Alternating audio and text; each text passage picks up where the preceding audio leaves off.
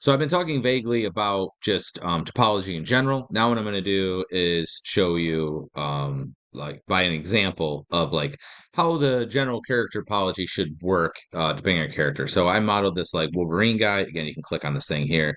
He looks um, oh, he's kind of low res here. Like the normal map's working. Anyway, he looks like this. But again, if I click on the little thing here, I can switch it to the wireframe, and this one does show up as quads, luckily.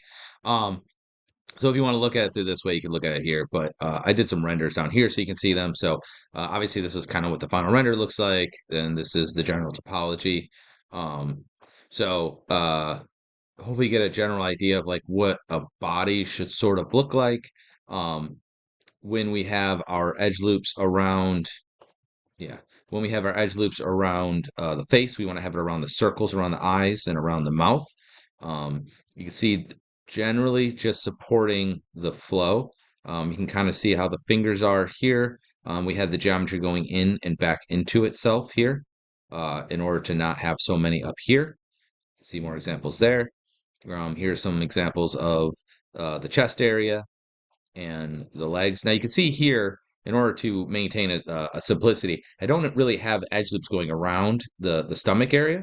Instead, what I did is I sculpted it and put a normal map on, which is a way of kind of faking detail to keep it lower poly. But it is gonna, you can tell it's not quite as definitive as it could be if I had put instead like edge loops that flowed around that, right? So if I wanted to make that more significant, that's something that I could do. um so here's kind of some good examples of basically just the general edge loops, like main ones that you need to sort of maintain.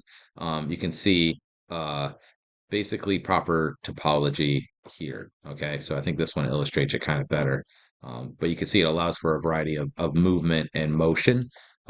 This is obviously a nude person. So, once you throw clothes on and things, like some of this gets a little bit adjusted. You can see obviously I had to make some adjustments for like his boots here, which are weird looking, and like this thin thing on the side of his head.